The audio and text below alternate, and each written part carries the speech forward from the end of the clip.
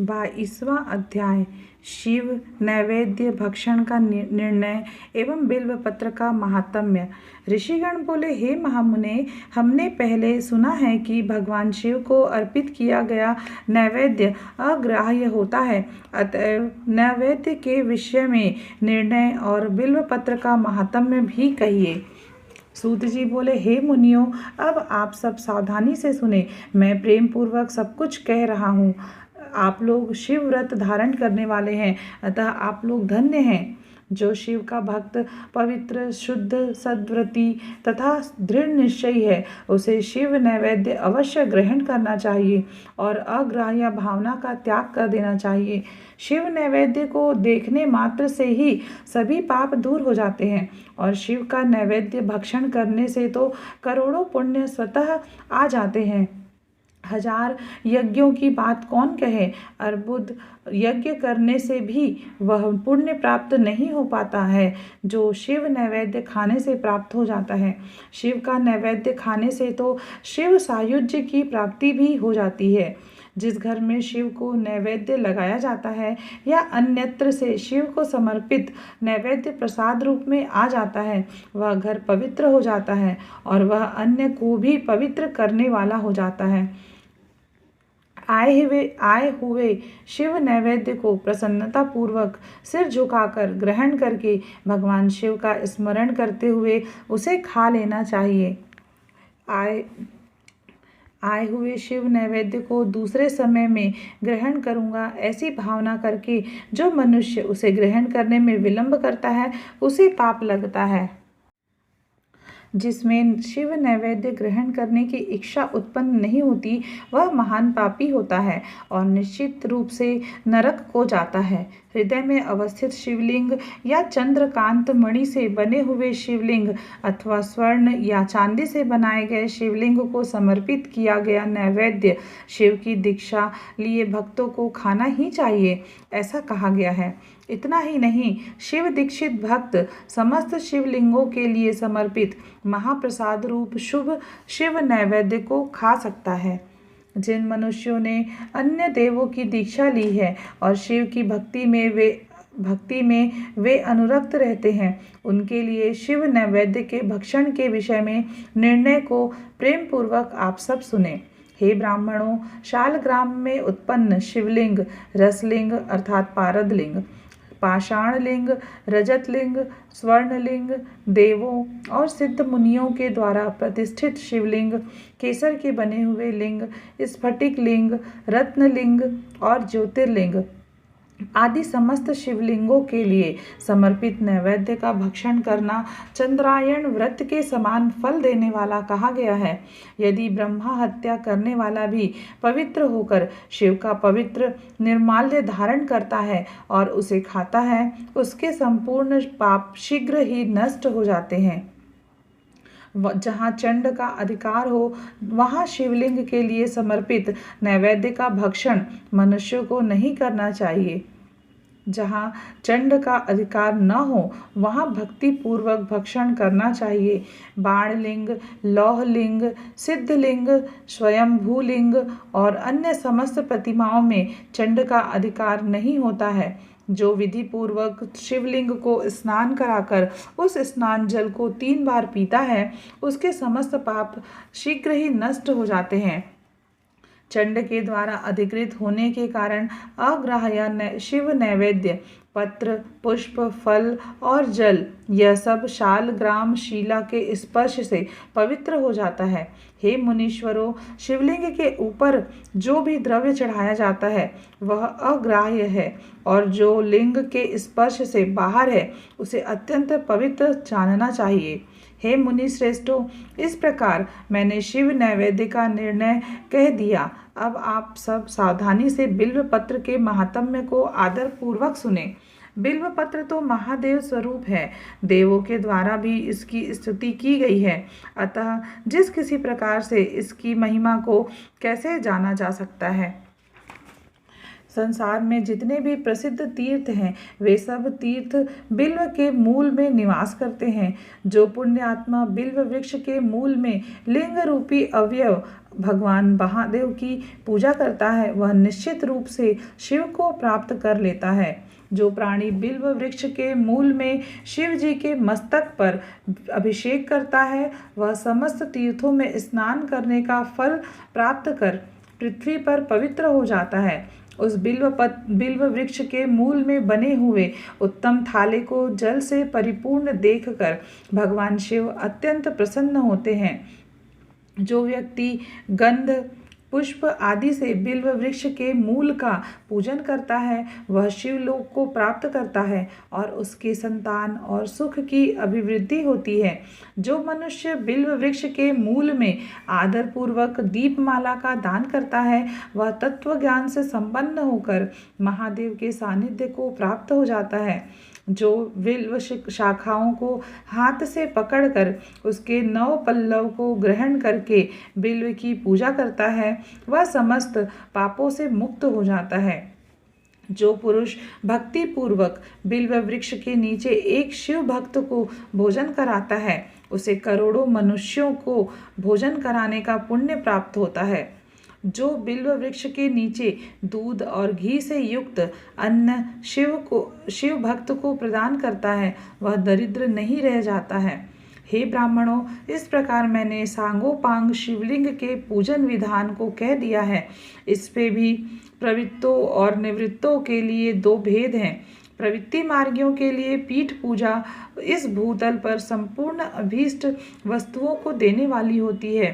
प्रवृत्त पुरुष को चाहिए कि सुपात्र गुरु आदि के द्वारा ही सारी पूजा संपन्न करें। शिवलिंग का अभिषेक करने के पश्चात अघनी अन्न से नैवेद्य लगाना चाहिए। पूजा के अंत में उस शिवलिंग को किसी शुद्ध पुट अर्थात डिब्बे में रख देना चाहिए अथवा किसी दूसरे शुद्ध घर में स्थापित कर देना चाहिए। निवृत्ति मार्गी उपासकों के लिए हाथ पर ही शिव पूजा का विधान है। उन्हें भिक्षा आदि से प्राप्त अपने भोजन को ही नैवेद्य रूप में अर्पित करना चाहिए। निवृत्ति मार्गियों के लिए पर सूक्ष्म लिंग ही श्रेष्ठ बताया गया है।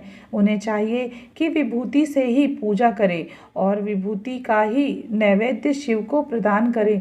पूजा करने के पश्चात उस विभूति स्वरूप लिंग को सिर पर सदा धारण करना चाहिए। इस प्रकार श्री शिव महापुराण के अंतर्गत प्रथम विद्वेश्वर संहिता के साध्य साधन खंड में शिव नैवेद्य वर्णन नामक 22वां अध्याय पूर्ण हुआ। 23वां अध्याय भस्म, रुद्राक्ष और शिव नाम के महात्म्य का वर्णन। ऋषिगण बोले, हे महाभाग व्यास शिष्य सूत जी, आपको नमस्कार है। अब आप परम उत्तम भस्म महात्म्य का विस्तार पूर्वक वर्णन कीजिए। भस्म महात्म्य, रुद्राक्ष महात्म्य तथा उत्तम नाम महात्म्य, इन तीनों का परम प्रसन्नता पूर्वक प्रतिपादन कीजिए और हमारे हृदय को आनंदित कीजिए। सूत जी बोले, हे महर्षियों, आप लोगों ने बहुत उत्तम बात पूछी है। यह समस्त लोगों के लिए हितकारक विषय है। आप लोग महाधन्य, पवित्र तथा अपने कुल के भूषण स्वरूप है। इस संसार में कल्याणकारी परम देव स्वरूप भगवान शिव जिनके देवता हैं, ऐसे आप सबके लिए यह शिव की कथा अत्यंत प्रिय है। वे ही धन्य और कृतार्थ हैं। उन्हीं का शरीर धारण करना भी सफल है और उन्होंने ही अपने कुल का उद्धार कर लिया है। जो शिव की उपासना करते हैं, जिनके मुख में भगवान शिव का नाम है, जो अपने मुख से सदा शिव शिव इस नाम का उच्चारण करते रहते हैं, पाप उनका उसी तरह स्पर्श नहीं करते जैसे खदीर वृक्ष के अंगार को छूने का साहस कोई भी प्राणी नहीं कर सकता है। हे शिव, आपको नमस्कार है। श्री शिवाय नमस्तुभ्यम। जिस मुख से ऐसा उच्चारण होता है वह मुख समस्त पापों का विनाश करने वाला पावन तीर्थ बन जाता है। जो मनुष्य प्रसन्नता पूर्वक उस मुख का दर्शन करता है उसे निश्चय ही तीर्थ सेवन जनित फल प्राप्त होता है। हे ब्राह्मणों, शिव का नाम विभूति अर्थात भस्म तथा रुद्राक्ष, ये तीनों त्रिवेणी के समान परम पुण्य वाले माने गए हैं। जहाँ ये तीनों शुभतर वस्तुएं सर्वदा रहती हैं, उसके दर्शन मात्र से मनुष्य त्रिवेणी स्नान का फल पा लेता है। जिसके शरीर पर भस्म, रुद्राक्ष और मुख में शिव नाम ये तीनों नित्य विद्यमान रहते हैं, उसका पाप विनाशक दर्शन संसार में दुर्लभ है। उस पुण्यात्मा का दर्शन त्रिवेणी के समान ही है। भस्म, रुद्राक्ष तथा शिव नाम का जप करने वाले और त्रिवेणी, इन दोनों में रंच मात्र भी अंतर नहीं है।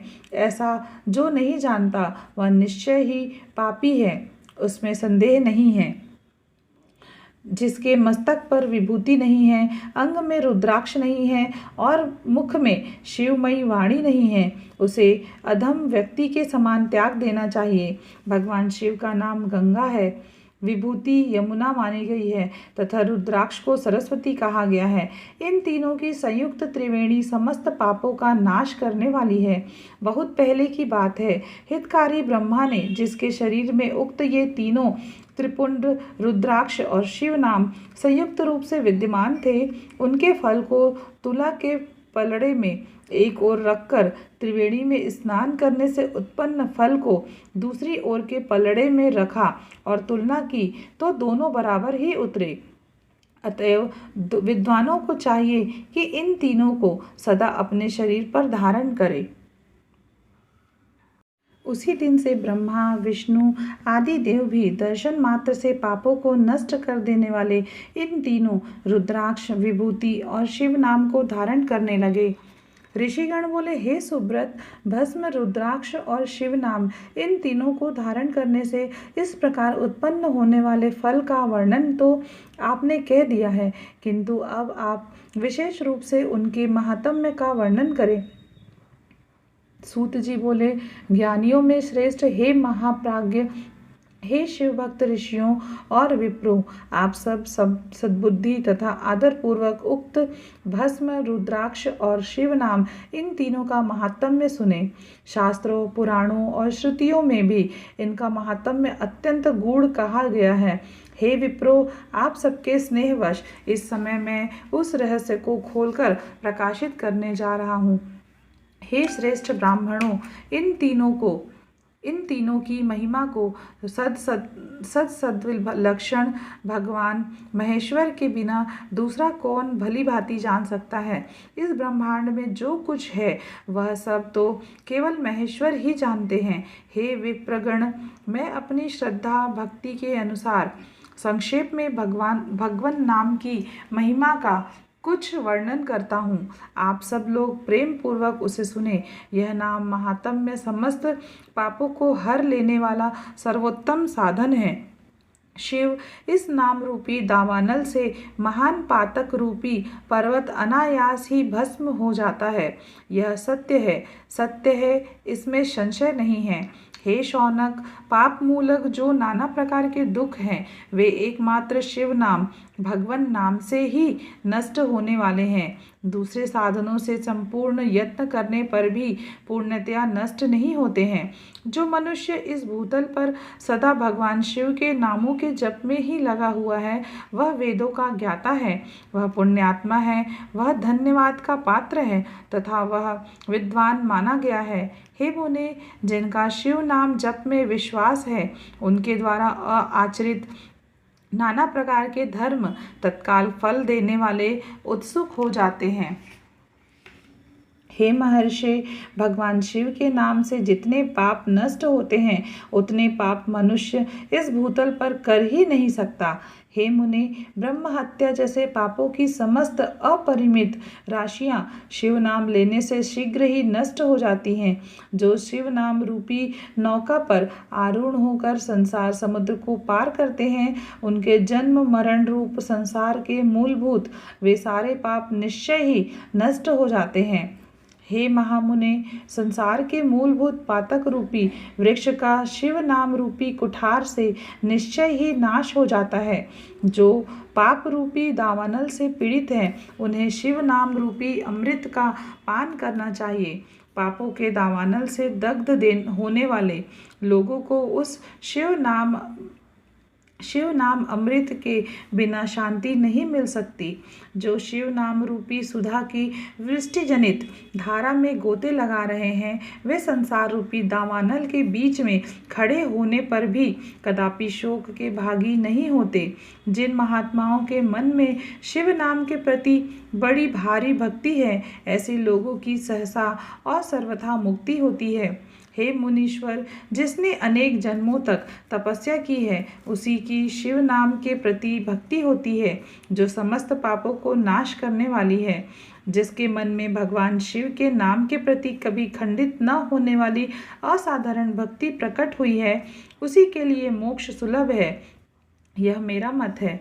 जो अनेक पाप करके भी भगवान शिव के नाम जप में आदरपूर्वक लग गया है, वह समस्त पापों से मुक्त हो ही जाता है, इसमें संशय नहीं है।